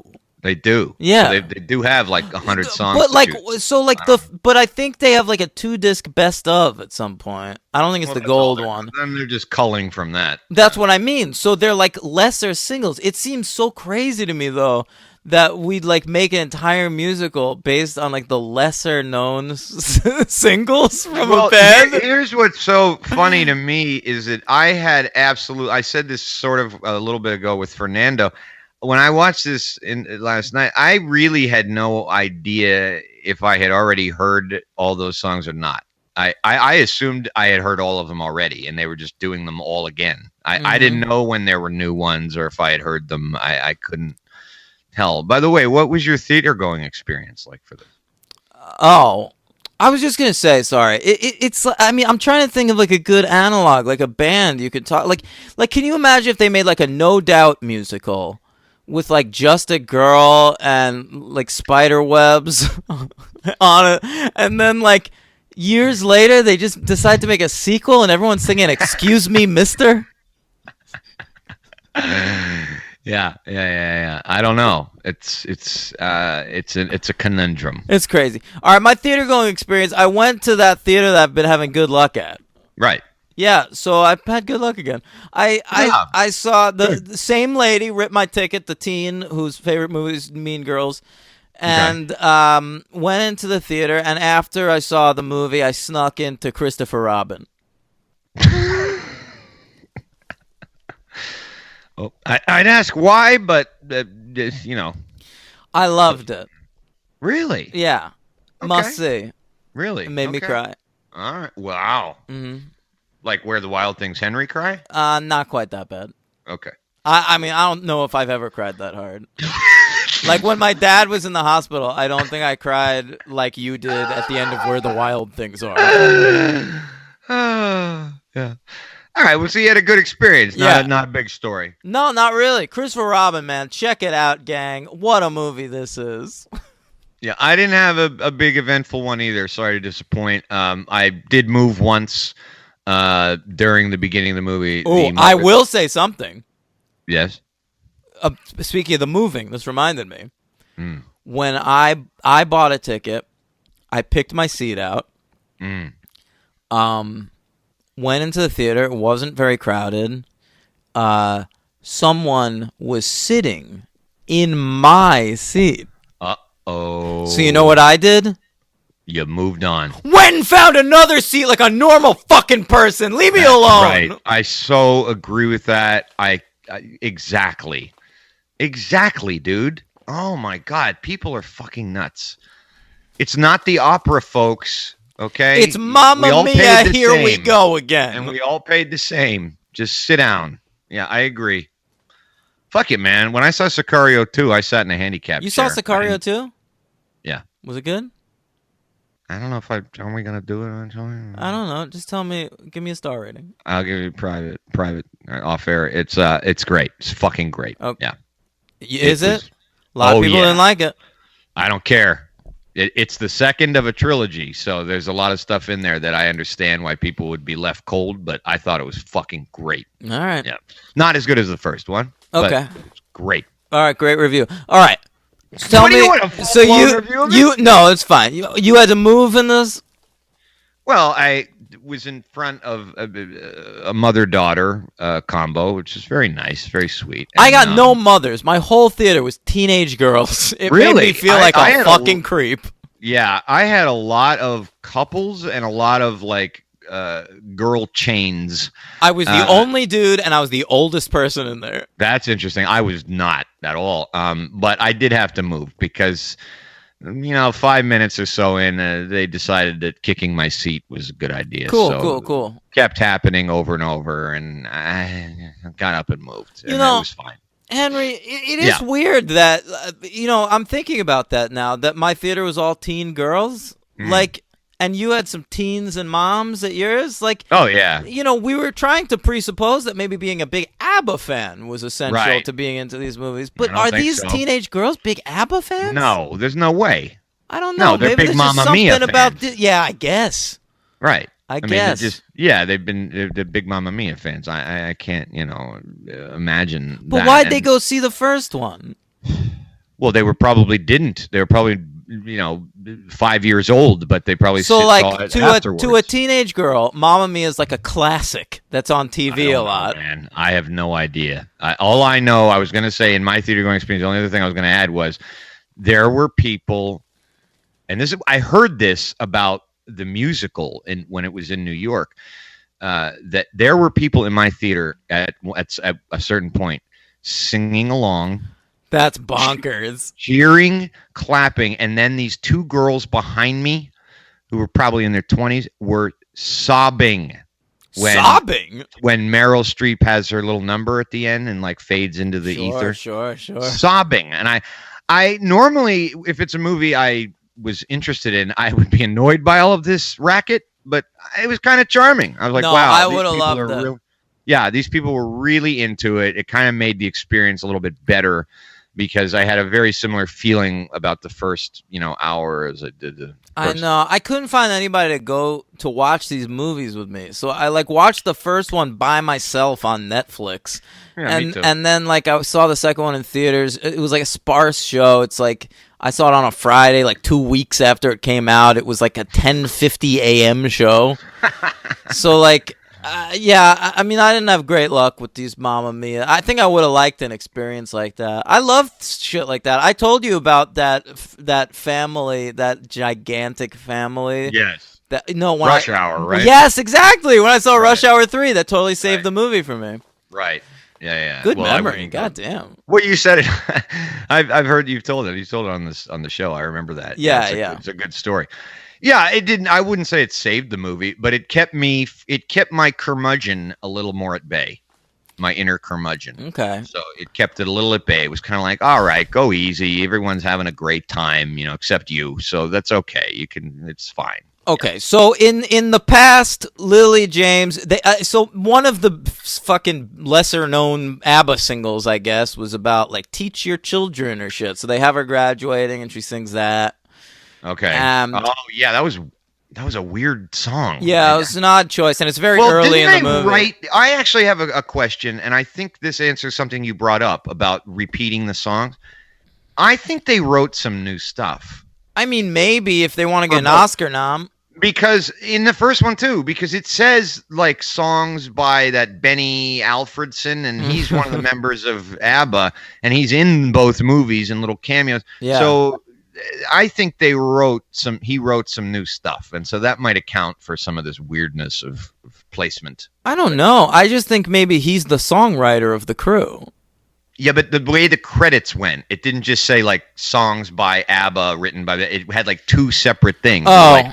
It was ABBA, and then it was additional music by, and then Yeah, it was I saw original that. score by. They had a score that I didn't hear at all. But I guess there was a score there somewhere in between the songs. I don't know. Did the score in Christopher Robin, Henry.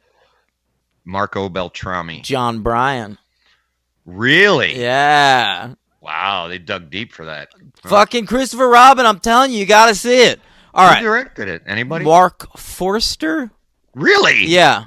Mark Forster of Quantum of Solace and That is Monsters correct. Ball. Yeah. Huh. Yeah. It's sort of a better version of Finding Neverland. He did that too. Yeah, I yeah. actually remember liking that. Yeah, I like that movie, okay. Okay, so she has young Christine Baranski and young Julie Walters by her side, and she's already started this singing crew. Now, here's a problem I have. So Christine Baranski and Julie Walters are old women. Okay. Okay? So Christine Baranski has an old woman bob, and Right. Julie Walters has an old woman crop cut. Right. It really bothered me that they have the exact same haircuts as 20-year-olds. Those are just old lady haircuts on these two girls. It's true. They never changed their style. No, their entire not once. life. Went with it the whole And way. they're fashion-conscious ladies. You'd think they would. Nope. Mm-hmm. Yeah. Okay, so they're hanging out with Lily James. Lily James is first she meets Firth. They have some sex. It seems like it's not great. I guess that's because he's gay. I don't know. Yeah. Then She meets young Sarsgaard on a boat, and they help this guy break up a wedding. Yes, that's right. That's Yeah. right. That's right. Yeah, and you apparently hated that guy. I thought he sucked. Yeah, I mean, I thought that sequence was funny with the, what's her name that he screams? I can't remember her name. I don't remember. His name was Alexia. Right, I was Remember just that? gonna say he screams that, but he doesn't scream that. Yeah. But yeah, I just thought that guy was he was so cardboardy and vanilla, and the other two guys weren't so hot either. But this guy was just looked like painful trying to But say. that his guy lines. at least looked different. Like, I He couldn't tell the Firth guy and the Brosnan guy apart. I At least this couldn't dude either. looked like blonde and Swedish. Yeah, I guess. But yeah, I couldn't get on board with that. So Yeah. then she meets Brosnan. He's like the love of her life, but then it turns out he's engaged. Right. And so they break up, and then she like happens across this like bar that's like Yeah. attached to an inn, I think. Very strange. And yeah. she starts going there a lot, frequenting it. She makes friends with the bar band, who the lead singer also runs the place. Yes. I legitimately thought for part of this movie that this was the band Gogol Bordello. They looked like gypsies, but it wasn't them. That'd be great. And I thought that was too cool a choice for Mamma Mia. Yeah, I too. don't think they would. Yeah. So then they perform at that club. They sing Mamma Mia. Yes, they do. That's right. That's Yeah. one of the numbers in the stucco building. Yes. Yeah, that it finally gets to be a breakup song. It's proper context. Okay. Yeah. Right. And that's what goes down basically. She gets she's like just full of jizz at this point, and and a baby forms inside of her, and she doesn't know whose it is. We also meet Andy Garcia. Not young, right? No, so yeah, that's in the present day shit. One of the new characters is Andy Garcia sporting a full white beard. Yeah. He's an elder statesman now. I think he's playing older than he is in real life in this movie. It could be. Because he's like boning Cher. Well, I actually I looked up Cher's. I looked up Cher's age because I legitimately Yeah, me thought too. she was 100. So did I. And she is 72. She And- looks like garbage. Yeah, well, we're getting there. So she's 72. Then I looked up Andy because I was He's curious. 62. Exactly. So there's just a 10-year gap, but there might as well be a 40-year gap. It looks like there is. because Andy Garcia, he looks good. And he's aged so naturally. He really has. Yes. Cher. First of all, when she talks, it's just a very painful thing to watch. It's Right. like she can't. I mean, But it's she really. can I mean, I still know these sing. are easy She can- jokes. it's folks, so but- weird. Like, once she starts singing, it's like, oh my God, she sounds like Cher. Right. I mean, they're easy jokes to make, but my lord, I mean, I was when they kissed, when Andy Garcia kissed her. Yeah, it was What weird. do you think that was like, kissing Cher? I mean, for Andy Garcia, I'm sure it's like a kind of a cool thing. Like, I got No, to I mean, kiss like- Cher. Of course, but I mean, like physically, I feel like it would be like kissing a mannequin's vagina. Jesus Christ. I mean, at this point, the lips are so stretched, they're probably like stretched over her teeth. So I think it's probably like making out with a pair of like chattering teeth under like a layer of skin. That's what I wanted. Okay, yeah, I'm mad. Thank you for that. Yeah, it's just. I don't know. I mean, but then you're kind of won over, or I was, because I'm looking at this screen. She's got and presence. You got to give her she's that. got presence, and she's And here. she sounds like Cher. Yeah, I mean, I don't know how much of that is vocoded and all that shit. It's recorded, but she You know, sounds. I appreciated her presence in this movie, actually, speaking of vocoding, because the movie is, Pierce Brosnan's wife dies, and he really is trying to believe in life after love. He just wishes he could turn back time. Oh, man. Hey, you remember that? I think the first song I ever played on this podcast was when we did Superman the movie, and I used if I could turn back time. Nice. Yeah. Nice. Yeah. But I was going to say that there was definitely a part of me that was like, when, I'm looking at the screen, I'm not enjoying myself, but, everyone else having a good time. And then Cher and Andy Garcia are singing together. And that was just kind of cool. It was just like, oh, that's nice. Like, Is that cool? Well, not cool in like what you would ever use the word cool for. So let me rephrase. You just described Cher and Andy Garcia duetting on ABBA's Fernando. Cool's the wrong word. As cool. Charming.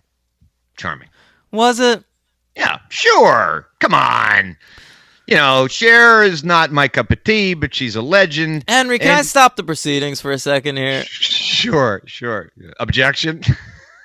I have a major objection because I see what you're doing. You gave Mamma Mia a 2, and you're ready to tell me that this sequel's a better movie. Slightly. Henry. Yeah. This movie was torture. I'm giving it a 1. I'm giving it a 2. Okay. No, it's equivocal to the first one. No, it's worse. Okay, I mean, I'm not really going to argue that. It felt shorter. This movie was almost impossible to get through for me. Yeah. I literally went to the bathroom at one point. I did too. I didn't have to pee. I just needed a break. Yeah, I actually went out to go to the bathroom and I went to go get popcorn. And I never do that in a movie. I didn't. This movie almost broke me. Did it really? Yeah. Well, I'm glad to hear that. I mean, the first hour, like I said, I really wished I was sort of cursing you a little bit. Sure. It was my choice. Right. And I didn't leave the theater any happier. I don't know. I feel like you probably did. I think you're lying to me. No. Well, but that theater going experience, that sounds nice. Well, they made it pleasant, but I mean, it's junk. But it's no. I think saying it's worse than the first one. I think it's way worse. I don't get that. I don't get that. Because it just doesn't. Listen, the first movie has a narrative thrust, Henry. Does it? Because listen, it has a hook. The idea that, okay, it's this girl, there's these 3 men, one of them's her dad. Which one? And then that's the movie. And and then it has like a happy, weird ending. And I guess I liked Lily James a lot. This movie that helped me through. This movie, it's 2 short films basically, because the 2 plots don't have much in common with one another. Every so often they try to like cut it like it does, where it's like raining in one and then it's raining in the flashback. Right. But come on, we see what you're doing, you piece of shit. Yeah. And like, it's just like these 2 short films that are absolutely meaningless. The premise of one is, hey, let's watch this younger version of the character from the first one do a thing we already knew about. Right. We don't even get much greater detail. It's not like we learn anything about the male characters. I can't argue with anything you're saying. And then in the present day shit, she's reopening this hotel. She thinks it's just going to be some of them. And then we get these scenes where like Firth and Sarsgaard are like not into like their current jobs. And so they just like leave work to attend this and like bring a bunch of people with them. And then it's a big party. And then Cher shows up and they sing and the movie ends. Like, I guess there's absolutely nothing. We learned Cher knew Andy Garcia in Mexico once upon a time, and they get together. In the 1800s. Yeah. I agree with everything you said, and I guess it speaks to my lack of interest in musicals that the less plot there, the more I'm happy. But it's also worse ABBA songs. It's less I already memorable said ABBA songs. I didn't notice. They all seem like the same songs. Cher sings Fernando. You say she has presence. That's a good one, yeah. I agree. But that's towards the end of the movie, and that's where I was just like, all right, fine. By the time Cher shows up in this movie, I'm out on this movie. Well, because I'm giving it 2 stars. Jesus. Yeah, I mean, but it was easier for me. Because we get Cher, and then we get Meryl Streep, who shows up as a fucking ghost. Yes. And she, sings. Meryl Streep's ghost looks better than Cher's corpse, I will say that. Meryl Streep ain't looking great these days either. Okay. She looks fine. She does look way better than Cher. You're right. But I thought I was like so taken aback by how good she looked in the first movie. I guess that That's true. There was a marked. Well, it's a decade. Yeah, I know. Yeah, But it wasn't. It's 5 years. Right. So, and she's been dead for at least a year. So she should only be 4 years older, huh? Right, and if it's like Beetlejuice and her ghost resembles what her death looked like, Which is what I assume. That good, yeah. So, how'd she die? Do we know that? Never said They it, but I never assumed said that. cancer. I'm going to assume Andy Garcia murdered her. Where did he Maybe come he from? killed her. Yeah. Maybe he killed her. Yeah, boating accident. Yeah. It was Robert Wagner style. Yeah. Natalie Wood and Chris Walken were out there. I think Pierce Brosnan Chappaquiddicked her. Oh. Ooh. Oh. Yeah. Oh my. All right. Took her out in his invisible car. That's right. Okay, so I just there's no narrative thrust. So she shows up as a ghost and sings a song, and then she like closes the church doors. Did you notice that Meryl Streep had a little problem with like one of the doors? No. Yeah. Really? She like fiddles with the door for a second. Like her we couldn't. spirit body. We couldn't have done another take. Probably not. Yeah, I told it's you, true. Meryl it's was true. only available. She's there for a day. Yeah, I mean, how long do setups take? It's not like you just go shot. I know, and there's a lot of lighting in that scene because she like disappears into the heavenly mist. Right. So I mean, for Meryl, it was like you got one take at this. That's it. Oh, I fucked the door up. Whatever. Oh, and then it turns out Seyfried's pregnant. Right. And she tries to like draw this comparison between like herself and her mom. Yeah. But like her mom was like pregnant with like no help, like just alone in the world. And like Seyfried has like 1,000 dads. There's another problem that we haven't brought up. So Cher is Meryl Streep's mother. Sure. How does that work? How does that work? It worked for me because Cher looks 100. I think in reality, there's like an 8-year difference. Yeah, between probably. theirs. Yeah, They were in Silkwood together. I know. Yeah. But yeah, that was a little strange for me to get into. That's her, and now she's gonna be a great grandmother. That was believable. Yeah, that was very believable. But this was her first film role since Burlesque. I read that. Yeah. 8 years. Something Yeah, like that? 8 years. Do you like Cher as an actress? I thought about this. Because I was starting to think I wasn't, and I didn't like her as an actress. No, but then I like her looked in back, and she stuff. had a run in the 80s. Where Right. she's like good in a bunch of good movies. I like her in The Witches of Eastwick. Yep, me too. I like her in Moonstruck. Me too. And I liked her in that not very good but interesting enough Dennis Quaid thriller where she plays a lawyer called oh fuck. I don't think I saw this one.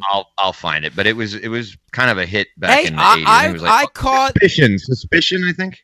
something like that. I think there's maybe another word. No, it might just be Suspicion. No, you could be right. I don't know. Yeah. Above Suspicion? No, I'm Did I gonna make look it that up? up? Right now. All right. I curious saw now. the last half hour recently on TV of Mermaids. I never saw Mermaids. That's kind of nor a good will I movie. ever. Really? Yeah. Yeah. Very good young Winona Ryder performance. Yeah, no, Cher's good. I mean, she was good. I mean, Yeah, I know. Time to hang it up. Once like Believe happened. Suspect. Here it is. Yeah. Oh, Mask. Yeah. Yeah. I mean, How she about was that? good. She had a run. She had a run. The run is long over. The marathon is done. Everyone's out of water. Yeah. So, I mean, this movie was just worthless to me. And that's it. I agree. I guess my 2 stars is really for the presence of Lily James and the audience I was with. All right. I'll never see it again. It was a chore to go and see it, but 2 stars. I'd watch the first one again if like wouldn't. someone really wanted to. Like I would never put it on myself, but like No, no. yeah, that's not much of a rating. You'd talk them out of it. I guess. All right, it's a 1. MVP Lily James. Yeah, MVP Lily James for sure. LVP for me, young Stellan Skarsgård. I don't even care about the actor's name. Okay. My I mean, the casting, just because they're young Baranski's okay, but like, actually, the young girls they did okay, but the young dudes just all suck. Yeah, they did. Yeah. Yeah. Is that going to be your LVP, the young dudes? I don't know. Maybe the director, the new director. Really? But Well, you really. You know what? It looks better than the first one. It does. Yeah. I think the movie, the settings are more interesting to the eye. It's a better directed movie, but I think so. But I just so maybe not that dude. Maybe not Ol Parker. Ol Parker. I don't know, man. Who sucks? You know what, man? Can we just bring up real quick those scenes where Colin Firth is in he's like signing a contract for a new company, and he realizes he wants to be with his 1/3 daughter. Right. And just leaves in the middle of this contract negotiation and says, anything you want to do with the contract is fine. Yeah, he may have just lost his company and billions of dollars. And then we check in with Stellan Skarsgård, who appears to have gotten really fat. It's Stellan Skarsgård in a fat suit, but then it turns out that he's playing Stellan Skarsgård's character's twin brother, who he gets to do meetings, but why doesn't everybody else ask hey, you got really fat? Maybe because he's a sailor, they figured he went out to sea. They haven't seen him for 5 years. And is he a sailor? I mean, he was that's what they a say sailor over and over again. But what is he? He's winning an award. What? He's winning a best sailor award. Sure, he's a world adventurer. He discovered the lost city of gold or some shit. Who knows? Fucking ridiculous. Yeah, he found Thor's hammer. Yeah, that makes sense. He has been all over the universe. Yeah. Oh God. Well, just go with the young dudes. Oh yeah, sure. All the young dudes. All the young dudes. Bowie. That'd be a good musical. Bowie. Yeah, they could do All the Young Dudes in the first one. By the sequel, we'll be singing I'm Afraid of Americans. Sounds good to me. Yeah. I'm on board for that. I think Bowie has a wider array of great songs than ABBA. Yeah, it would be pretty hard. Yeah. It would be pretty hard. I do have a superhero count. Just one. Okay. It'd be like AC/DC, Henry. Like the first AC/DC movie, it would be called Back in Black or something, and all the songs would have Thunderstruck and Back in Black and You Shook Me All Night Long and Highway to Hell, and then you get to the fucking sequel and they'd be doing Stiff Upper Lip. No, well, they would have to do flashbacks. If that was the first one, they'd have to do the Bon Scott years, like Highway to Hell. No, because they just use it wouldn't be about AC/DC. I'm just saying a musical where we're using AC/DC songs. Right. So you just use the best ones, all the Highway to Hell and Back in Black stuff in the first movie, and then the second movie they do Play Ball. Don't knock that. They do Rock and Roll Train. That's gonna make it in the sequel. But the first one's gonna have all the heavy hitters. Yeah, I like it. I like it. I like that idea. There you go. Yeah, for sure. Rock or bust. All right. Who's your superhero count? Superhero count is one person, and that is.